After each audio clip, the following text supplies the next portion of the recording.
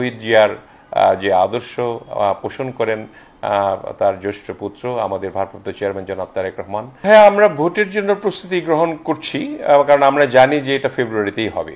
যেদিন আপনার আমাদের ভারপ্রাপ্ত চেয়ারম্যান এবং প্রধান উপদেষ্টার বৈঠক হয়েছিল লন্ডনে, তখনই মোটামুটি একটা সিদ্ধান্ত গৃহীত হয়েছিল এবং এই সিদ্ধান্তগুলি তো এমন নয় যে বাচাল সিদ্ধান্তর লাইক বিগত সরকারের প্রধান যিনি ছিলেন সকালে এক কথা বলতেন, বিকেলে এক কথা বলতেন এবং চাতুর্যের মধ্যে তিনি তার জীবনাবাস করতেন আর কি।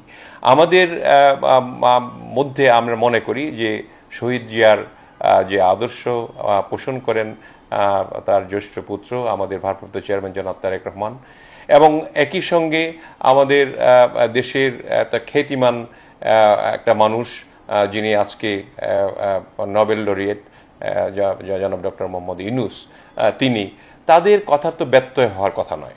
তারা যে কথাটি একবার বলবেন সেই কথাটির মধ্যে স্ট্রিক্ট থাকবে। তখন থেকে আমরা ধারণা করেছি যখন যে ফেব্রুয়ারিতে নির্বাচন হবে, আমরা ধরে নিয়েছি এই দল, অন্যরা কি ভাবলো না ভাবলো, আমরা মনে করেছি যে এটা ফেব্রুয়ারিতেই হবে।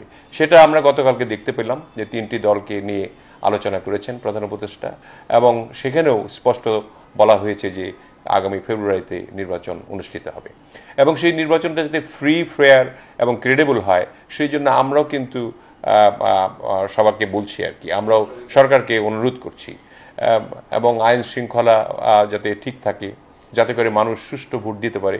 17 বছর ভোট দিতে পারেনি, এই ভোটের মাধ্যমে যাকে ইচ্ছে তাকে তারা ভোট দিক, আমাদের কোনো আপত্তি নাই।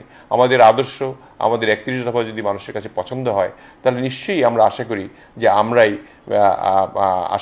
বেশি ভোট পাবো এবং আমাদের এই বাংলাদেশের জন্য শহীদ রাষ্ট্রপতি যেভাবে এটাকে নির্মাণ করেছেন, এটাকে আরও অত্যাধুনিক করার জন্য আমরা ভারপ্রাপ্ত চেয়ারম্যান জনাব তারেক রহমানের নেতৃত্বে এটাকে বিনির্মাণ করতে পারবো।